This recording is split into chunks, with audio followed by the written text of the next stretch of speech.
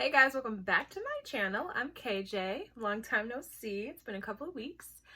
So today's video is going to be a series of 3, maybe plus 1, of reviews of teas in partnership with Fava tea.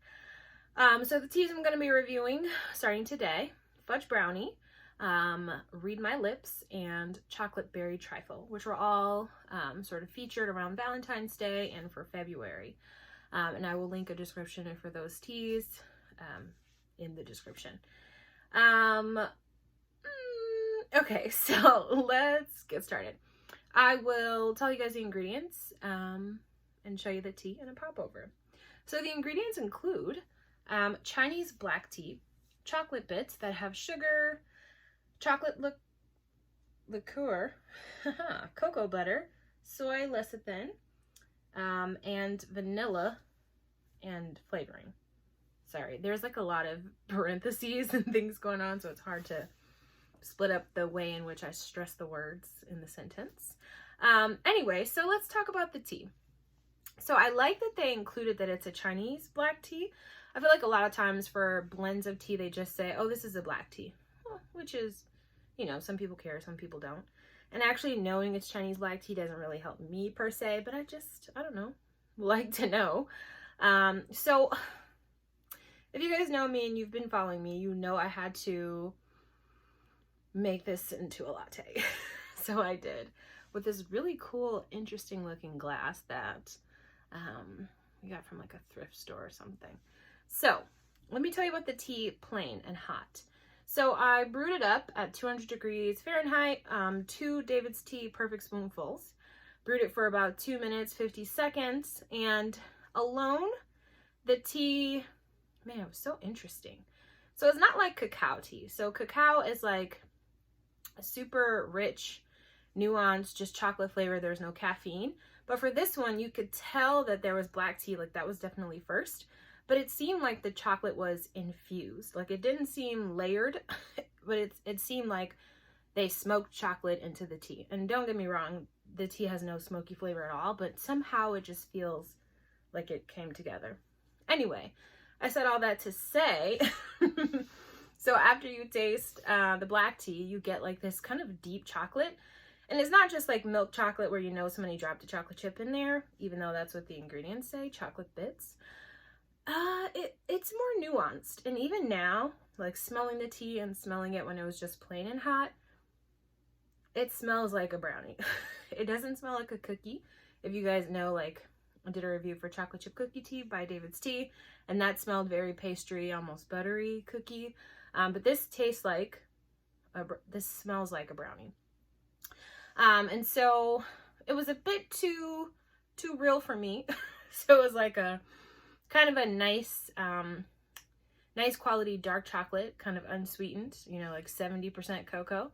But that's not my jam. So I added maybe about 1.5 David's Tea perfect spoons of rock sugar, just to give it the sweet brownie flavor, and not so much that rich deep chocolate. And it was actually really good. And I think the reason it was really good is because the tea itself has creamy notes already. So before I added the milk, I was like, wow, I'm tolerating this really good for just a plain black chocolate tea. But it's got creamy notes on its own. So that was really promising. And then, of course, you know me, I added milk. So, oh my God, my lips are so dry, but I didn't want to put on chapstick because I was just going to drink it off. Anyway, let me taste, I'll let you know. Perfect temperature.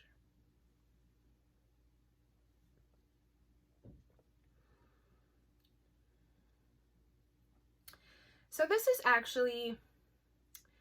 is really good. I like this because it's like a variant of the cacao tea, because it has caffeine, it has the black tea, and I really like a black tea base for this kind of flavor profile. This is kind of a mix between a cacao tea and like David's Tea's hot chocolate, which is made with the pu'er tea base. A lot of people can't do fermented tea bases, and pu'er is kind of weird for people. And this is like a really happy, good medium. So if you can tolerate the caffeine and you like a black tea base for a tea with this flavor profile, I recommend. It's actually really good.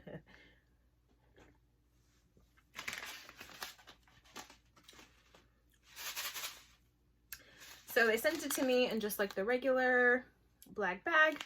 There's 1 ounce in here, and then a bit of the details filled out about how to steep and for how long, which is kind of sad because now I'm gonna have to go buy some more.